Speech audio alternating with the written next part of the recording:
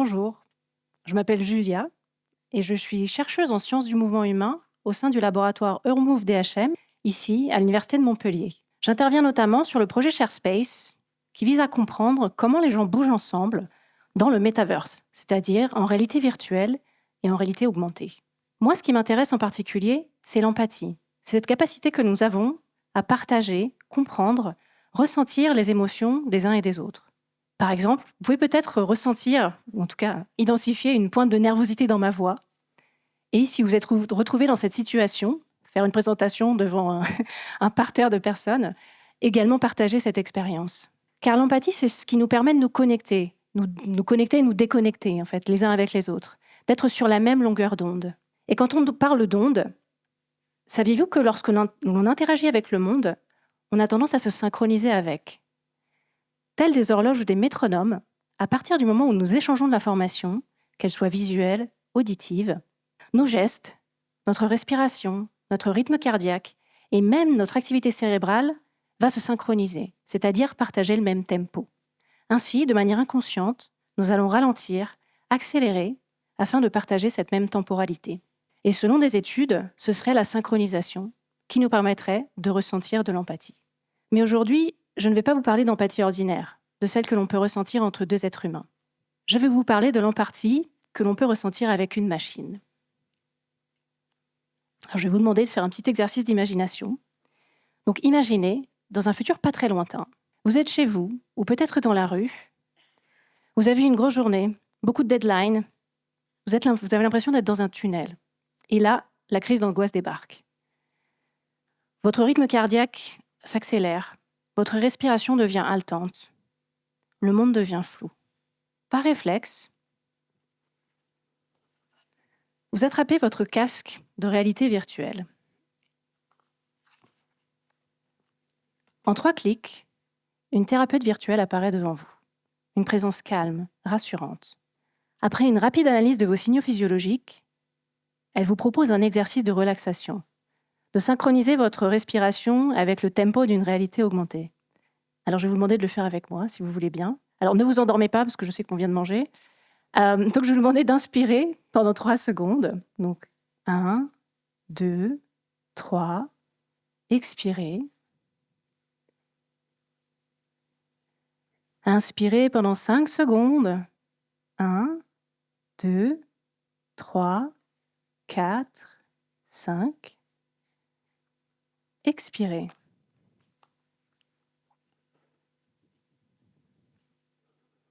Petit à petit, votre rythme cardiaque ralentit, votre respiration décélère, le calme revient, vous êtes à nouveau maître de vos émotions. Et pourtant, cette thérapeute n'existe pas. Il s'agit d'une IA, d'une intelligence artificielle, qui a été programmée pour répondre en temps réel à vos signaux physiologiques. De simples lignes de code qui vont simuler l'empathie.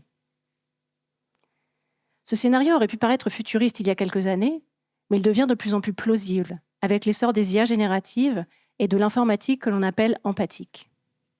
Et de nombreux projets, comme celui auquel je participe, visent à développer ce genre d'agent virtuel. Et cela pose bien entendu des questions. Est-ce qu'une IA peut vraiment simuler un humain? Et quelles en sont les implications éthiques?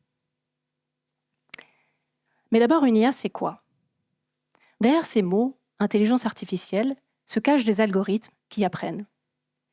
Par renforcement, un peu comme un enfant qui teste des actions et reçoit des récompenses. Avec des réseaux de neurones profonds qui permettent de traiter d'énormes quantités d'informations, mais qui deviennent si complexes qu'ils en sont opaques, mais pour ceux qui les ont créés. Ce sont ce type d'algorithmes qui font fonctionner les agents conversationnels que nous utilisons aujourd'hui. Leur particularité, c'est qu'ils ont été entraînés sur d'immenses bases de données, des articles, des livres, des chapitres, des dialogues, des fragments de pensée humaine collectés à travers le monde. Mais ces agents conversationnels ont une particularité. Ils n'ont pas de corps. Et ce détail en apparence anodin change tout. Car en psychologie et en neurosciences, de nombreuses théories suggèrent que, pour comprendre le monde, il nous faut d'abord l'habiter, par un corps, un mouvement, une action. Nos gestes ne sont pas de simples exécutants de la pensée, ils en font partie.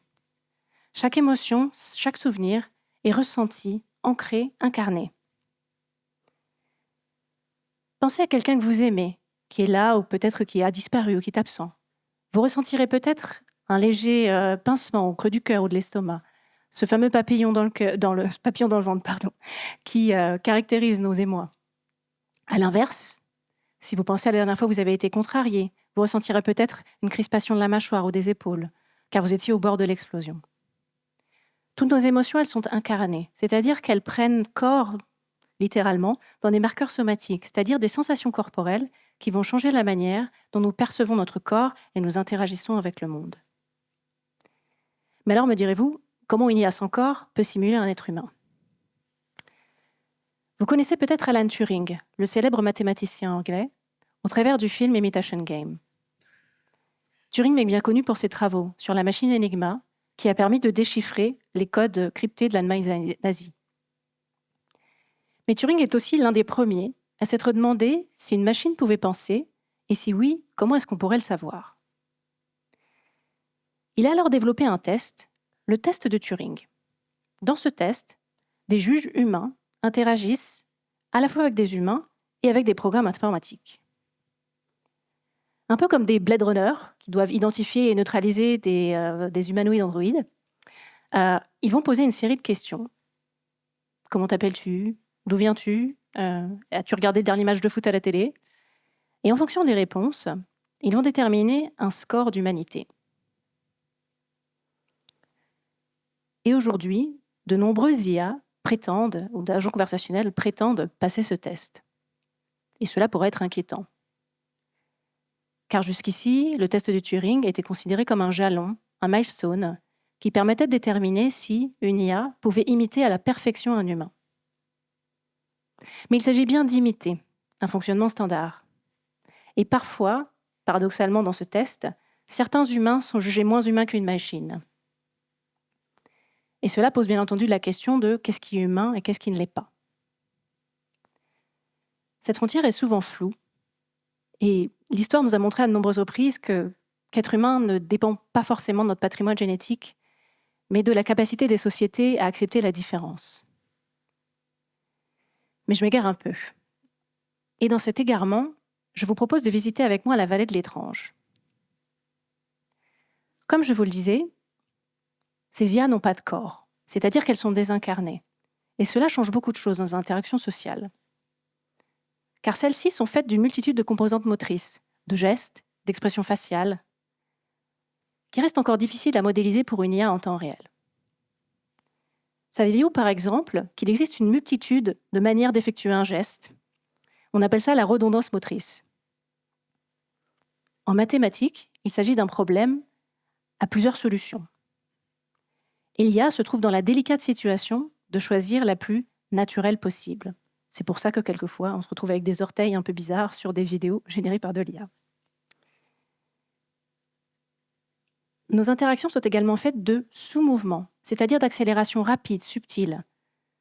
Elles sont souvent bien invisibles plutôt à l'œil nu, mais notre système nerveux les détecte afin de s'adapter en temps réel aux changements soudains de l'environnement. C'est ce qui permet au boxeur, par exemple, de parer les coups de son adversaire. Mais dans une conversation, cela nous permet aussi de pouvoir détecter des changements fugaces dans l'expression faciale, de pouvoir distinguer un bon acteur d'une mauvaise interprétation. Toutes ces composantes motrices, comme je vous le disais, restent encore difficiles à modéliser pour une IA en temps réel. Et c'est pourquoi, lorsque nous interagissons avec ces agents virtuels incarnés, nous pouvons ressentir une sensation de malaise, d'étrangeté. C'est cette vallée de l'étrange où nous nous trouvons. Lorsque nous interagissons avec un agent virtuel qui a l'air humain, mais pas tout à fait. Pourtant, malgré tous ces défis techniques, nos expériences tentent à montrer qu'une IA peut, dans certaines conditions, modéliser un mouvement artificiel et se faire passer pour un humain sans que cela puisse être détecté. Et cela pose bien entendu des questions éthiques. Que se passera-t-il si, à partir d'une simple vidéo, on peut modéliser un avatar à votre image ? Est-ce que c'est un progrès technologique qui vous permet de vous multiplier à l'infini, ou au contraire une menace pour votre identité ? De tout temps, l'être humain a cherché à créer des outils pour dépasser sa condition humaine. La philosophie des Lumières nous a inculqué l'idée que la science et la technologie pouvaient nous permettre de nous affranchir des lois de la nature. Mais à quel prix? Dans un monde marqué par l'activité humaine, la question est de savoir si on ne devrait pas plutôt ralentir cette course effrénée vers le progrès, ou au contraire accélérer pour trouver les solutions de demain. Et surtout, à qui bénéficieront ces technologies? Dans un monde marqué par les inégalités croissantes, le développement technologique s'est souvent fait à deux vitesses. Ceux qui en profitent et ceux qui le subissent. C'est pourquoi, en complément de nos travaux scientifiques, nous nous sommes également engagés dans une démarche d'éthique, comme le good enough éthique. Une approche inspirée de la parentalité qui vise à protéger les utilisateurs des usages malveillants de ces technologies, comme par exemple l'exploitation de vos données, de votre image, voire de vos vulnérabilités psychologiques. Nous essayons de faire au mieux afin de prévenir et d'anticiper les risques futurs liés à ces technologies. Car l'IA n'est pas avec nous depuis très longtemps, mais elle s'est très rapidement imposée dans nos vies. Au travail, comme assistant sous stéroïdes, ou dans nos vies privées, comme thérapeute, confident, voire petit ami idéal. En tant que scientifique, son arrivée est bien entendu source d'excitation, car elle ouvre de nouvelles perspectives. Nous allons pouvoir développer des traitements personnalisés, des jumeaux numériques. Nous pouvons également modéliser notre comportement, notre fonctionnement, notre cerveau. Comme Copernic en son temps, l'IA nous pousse à repenser notre place dans le monde, car elle bouscule ce qui faisait jusqu'ici de nous des êtres à part. Elle nous repousse à explorer des notions telles que l'intelligence, les émotions, la conscience, qui étaient jusqu'ici considérées comme exclusivement humaines. Mais je suis également une citoyenne qui voit avec inquiétude le développement de cette technologie, et son développement surtout effréné, ainsi que ses conséquences socio-économiques. L'IA n'est pas avec nous depuis très longtemps, mais elle a déjà changé notre rapport au monde, au travail et aux autres. Alors en guise de conclusion, je ne pourrais malheureusement pas vous dire de quoi sera fait le monde de demain, car il est en train d'éclore et nous le voyons éclore ensemble. L'IA nous permettra peut-être de franchir certaines limites, voire même d'accéder à l'immortalité, comme certains le disent. Ou au contraire, elle accélérera un désastre écologique et humanitaire. Mais je suis sûre d'une chose, l'illusion la plus dangereuse, ce n'est pas l'IA, c'est de nous faire croire que nous n'avons pas voix au chapitre. Car l'IA, c'est un miroir. Elle reflète nos biais, nos intentions, nos préjugés. Donc la question n'est pas de savoir de quelle IA nous voulons, mais plutôt de ce que nous voulons y mettre dedans. Nos peurs, notre courage, nos préjugés ou notre compassion. En informatique, on utilise le terme « garbage in, garbage out ». Si on nourrit un système avec des données médiocres, il nous donnera des solutions médiocres. Ainsi, si nous voulons une IA qui nous donne le meilleur, il est peut-être temps de la nourrir avec le meilleur. Parce que son développement ne se fera pas tout seul, il ne se fera pas sans nous, mais grâce à nous.